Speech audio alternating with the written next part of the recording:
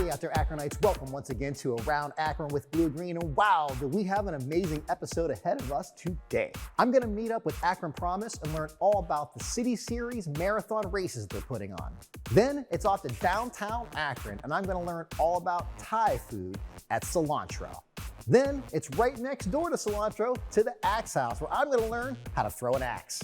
Then I meet up with Malik, the presumptive new mayor of Akron, and see what he's all about. So to kick this show off today, I'm gonna head over to Summit Lake, where I'm gonna meet up with Tom Ginder, and I'm gonna learn all about the Akron Promise City Series marathon races. Let's go see what that's all about.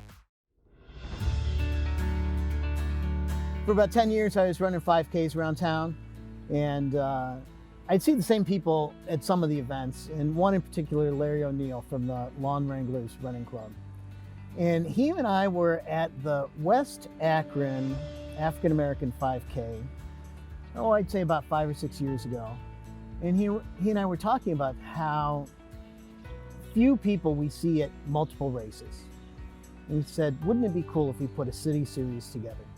Just tied them all together. And so that's what I decided to work on with Larry and with others, and to put a series of races together that people can run all summer long in different neighborhoods of Akron, to see the different places in Akron, to experience the different environments in the different neighborhoods.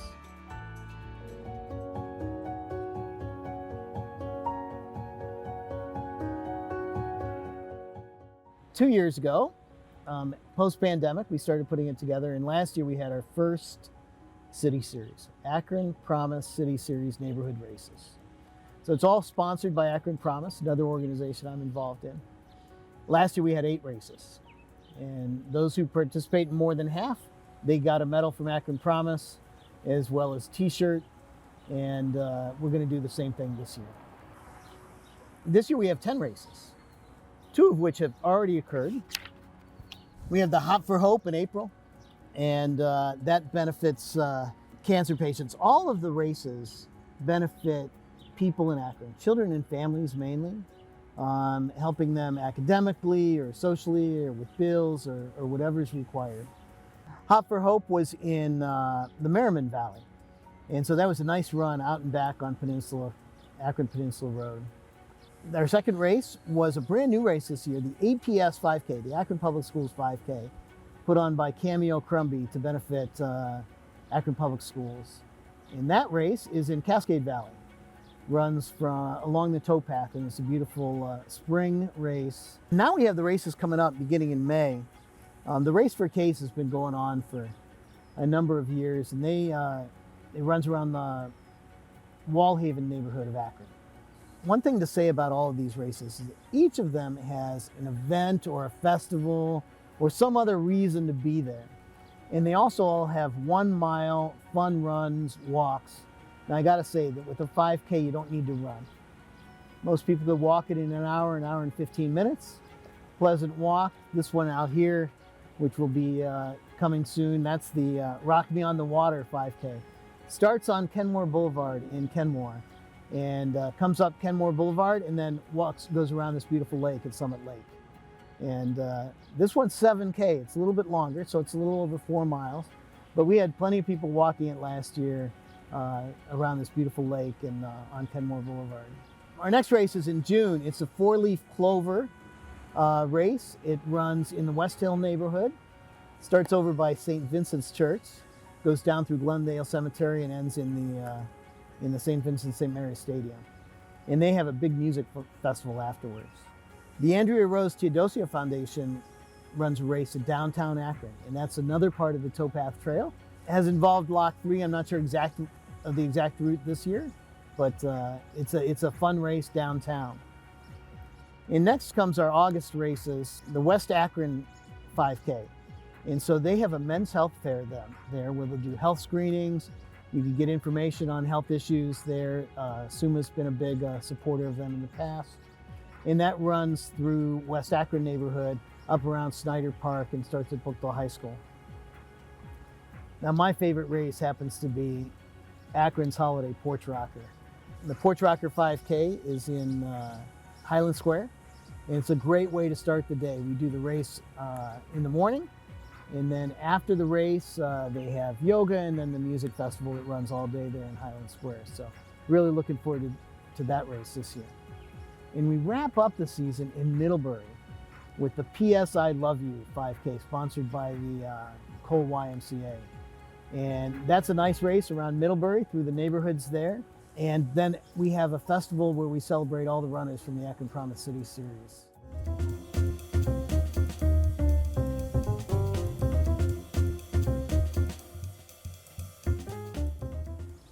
So we have sign up available at akronpromise.org/city series.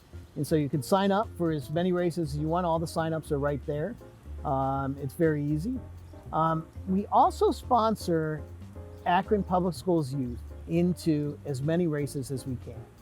And so if you have Akron Public Schools youth, they can get free entry by getting in touch with me, Tom, at akronpromise.org, or sending us a message through the website. And so we've had 10 or 12 kids in every race that are sponsored and are really enjoying their summertime, getting together, seeing their friends, and a couple of the kids have been winning many of the races, so that's pretty fun.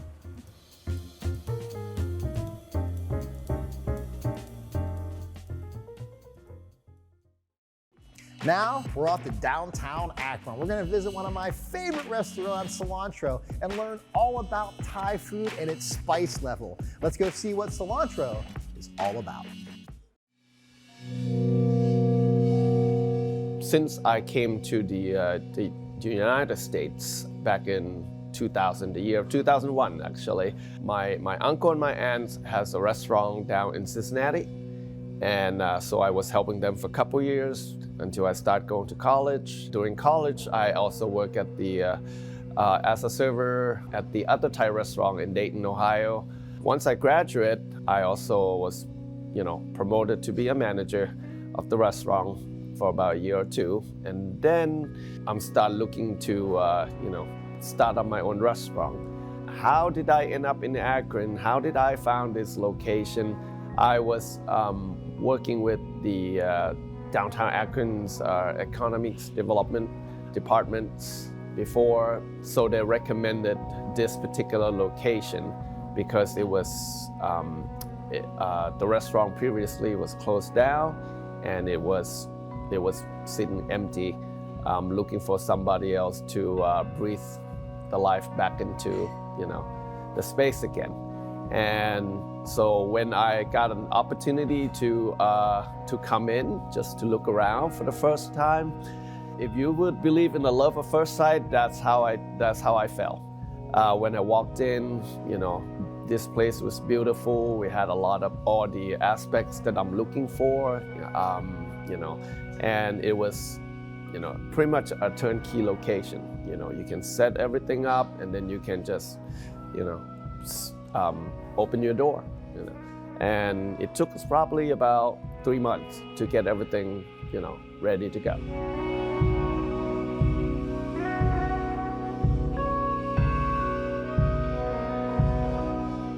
This building is, happened to be located in downtown Akron.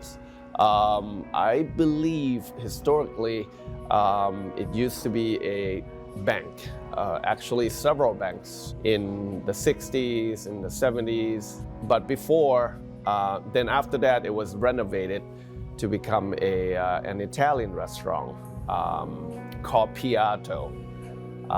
It was a high-end Italian restaurant, ran by a very famous chef, Roger Thomas.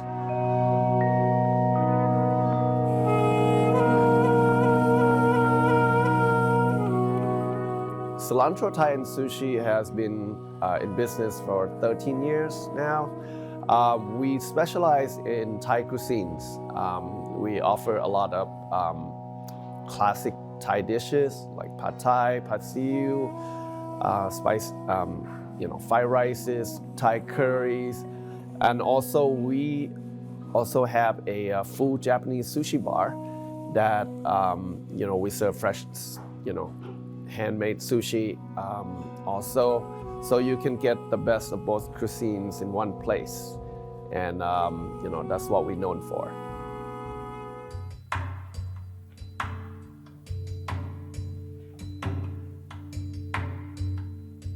Cilantro, it happened to being used quite a bit in Thai cuisine as well.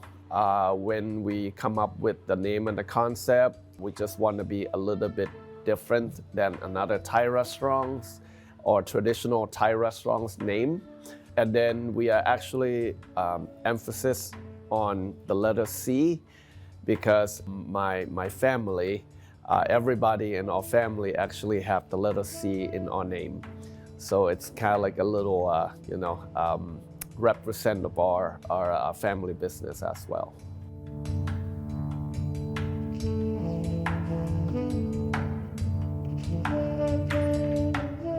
I guess orange is, it's my lucky color, I guess, to put it that way. Back in the day, my mother, of course we have this, looking through your horoscopes and whatnot, and she always said, stick with either white, orange, or black. Those are your good lucky colors. And, and unfortunately, out of all of them, orange is my favorite. It gives the, it just brighten up everything that, that will be around it. And also it just, it's kind of in, you don't get bored with orange for some reason. Red, which is too strong, yellow, which is yellow.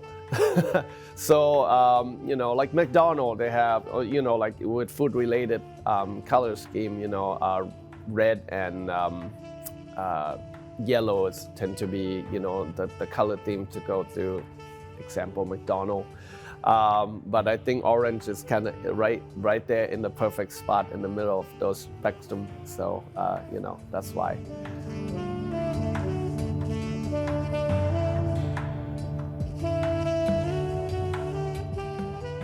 For our Thai dishes, we have a spice level from ranging from number 0 to number 5. So customer can come in and order their favorite dish and just pick the spice level that they can be enjoying with, the perfect spice level. Now, when it comes to perfect spice level, in order to determine that, you might have to come in here for a couple of times to be able to figure out where it is that what level that you enjoy the most. Or maybe over time, you might actually able to keep going higher and higher based on, your spice tolerance. But for our new customers, unfortunately, the only advice I could tell you would be stay with the low number. We can always add it to the dish to make it spicier. We cannot take it away.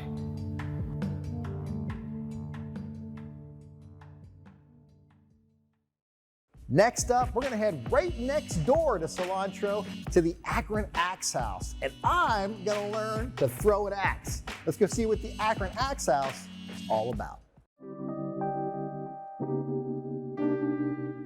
This building started out as a bank, and we do have the original vault still in place, and we will have some really exciting things coming up in the not too distant future involving the rest of the building. But it's been a bar, it's been a restaurant, it's been a nightclub. Literally every day somebody tells us, yeah, man, I used to go there and I had a great time. And we wanted to keep that tradition going, but there is something you may or may not encounter it. We're pretty sure that there's ghosts that still live here. And occasionally they'll tweak with our equipment, or something goes on when it should be off, or something's off and it turns back on. But the building really does have a life of its own, but we love it.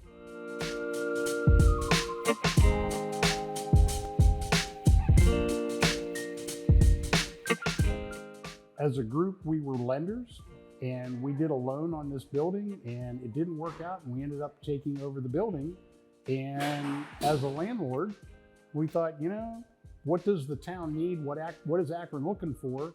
And we came up with, I don't think Akron's looking for another bar restaurant. There are so many great bars, restaurants, breweries.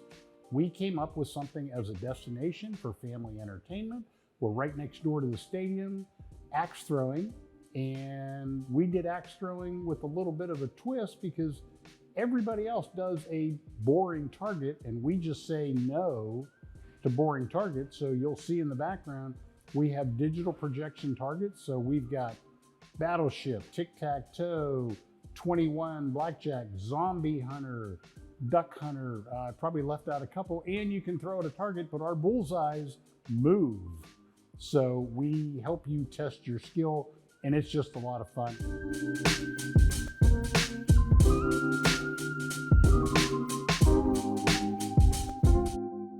We have serious axe throwers that bring their own axes, and they throw all over the country. So as long as their axe kind of fits our protocol, we're fine. We haven't had a problem with that. But we have a basic axe that's about 2 pounds, so it's small enough for anyone to throw. I think our youngest competitor was probably 10 years old, but he was a pretty good sized young lad, and he had no problem. This is your standard axe that we use. Anyone can throw it, and it's not even that sharp because you don't have to have it razor sharp and throw it hard to stick. We use a special end grain target, which is easier to get it to stick, so to speak, and it's actually safer because it doesn't bounce back. We brought in a specialty contractor who does nothing but build axe throwing lanes. And that way, we didn't let our inexperience cause us to make a mistake and get something like, oh, we need to redo that, or that's not right. So we knew that the lanes and everything would be world class because that's all this group does.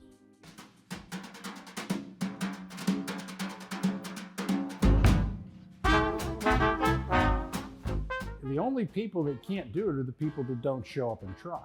Because what we will do is we will do a very brief tutorial. It's not that hard. Remember, we have to teach kids not to throw stuff.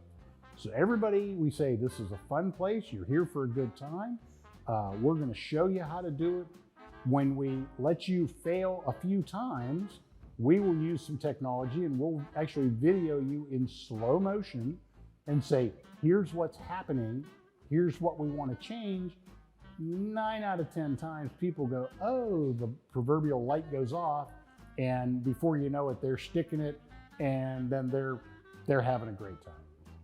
So I don't think we've had any failures where people just, I can't do this.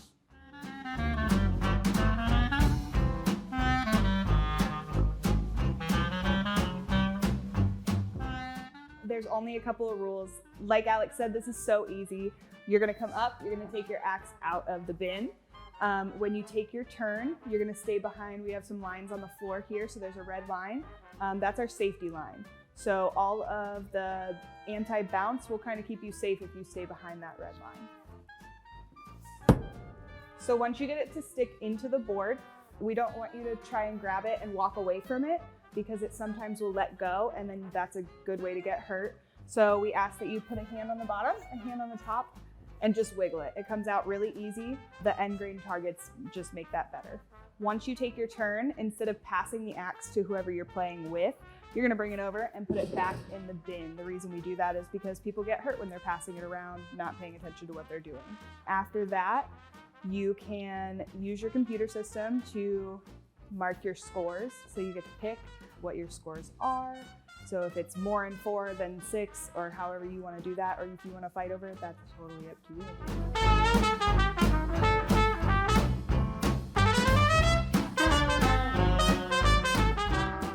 How many times did I mention it's fun? It's addictive, and we're working with the Ducks. So come on down, throw axes, then walk next door and go to a baseball game. We like the idea of positioning ourselves as it's one more of the many reasons to come into downtown Akron, have a good time, have a bite to eat, walk around, do your thing, and axe throwing is just one more thing to do to have fun.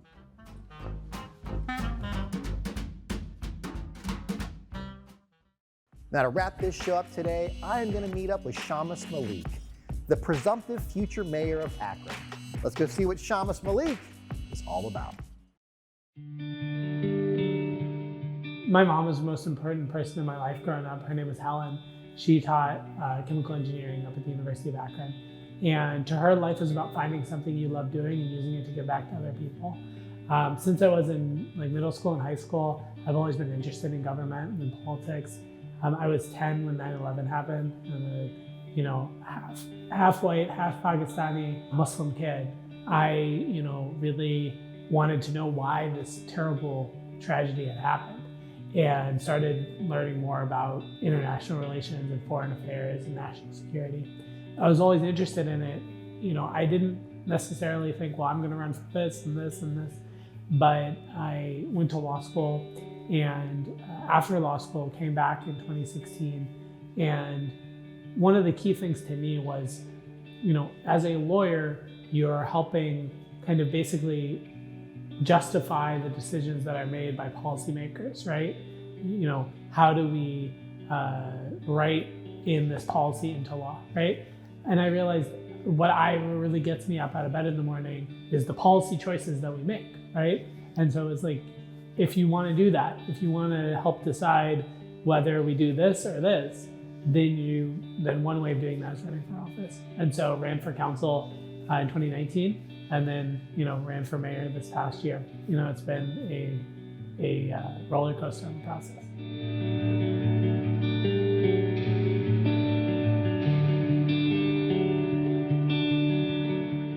One of the things that I love about Akron, Dave Lieberth is the first person, he told me this morning, Akron is the smallest big city and the biggest small town. And that's what I love about Akron. I just came from Aladdin's in Highland Square. I think I said hi to every person in the building there. Akron is a city that's big enough to hold all kinds of folks and small enough that each person really can make an impact, and you can see that impact on a daily basis. And so, there are lots of reasons to be cynical about politics, believe me, I get it. But I've spent the last year, every time I walk into a room, I see people I care about, I see people who inspire me. I really believe Akron has everything it needs to succeed, but we just need to be more connected. We need to better leverage that talent. And so, it's been exciting. It's not all positive, right? It's a weird experience in your life to get a mailer attacking you in your mailbox. That was me 3 weeks ago or 2 weeks ago. So that stuff is silly. But at the end of the day, it was a tremendously meaningful experience. I think, there's negative stuff that comes at you, but also I think few people have the experience of having so many people kind of reaching out and showing their support. And that level of kindness has just been really moving to me as well.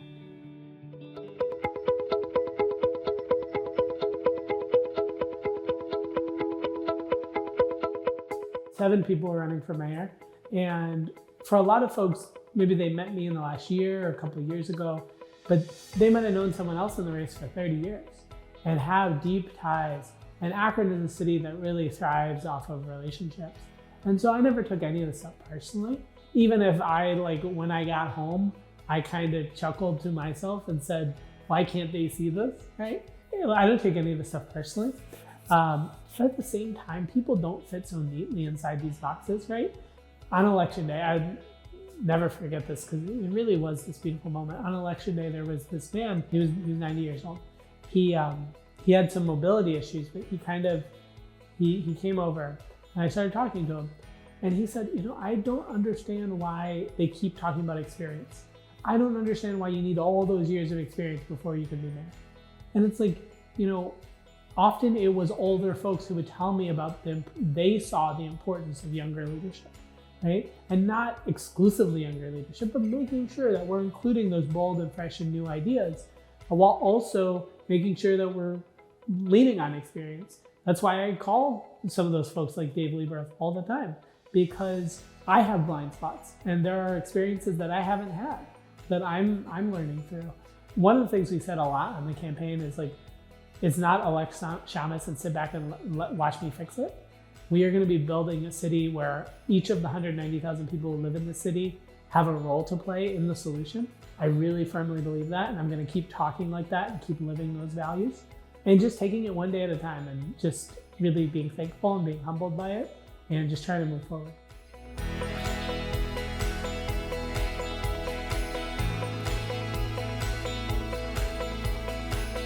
Our website, malikforakron.com. I think by the time this airs, we're going to have another website. Am I good? So togetherforakron.com. Go on there. You can sign up to receive email updates. We're going to be communicating a lot throughout this next 8 months. And then going forward through the city, social media and website and everything, we're going to be very clear about our communication. You know, we're going to do an all of the above approach. So we're not just going to communicate on one platform. We're going to try to reach people in every different way. Everybody interacts differently. And one thing I loved is the last 3.5 years, I have a Word 8 newsletter, email newsletter once a month. And hopefully we're going to have a mayoral, maybe it's a weekly newsletter or something like that. So just some baseline that we're setting. But we're just at the beginning of that process.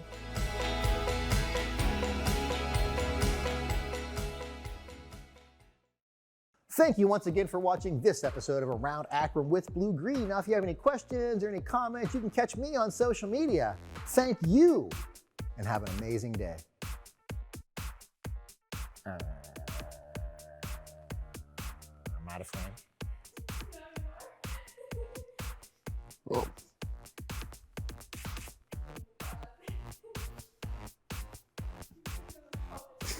Now to kick this show, I gotta have bloopers too, so I thought about that for a second, so I should laugh occasionally. Okay, so, bam, look at that, knocking them out one by one. It's like I know what I'm doing after 7 years. All right, now to wrap this show up today, I get to sit down with the presumptive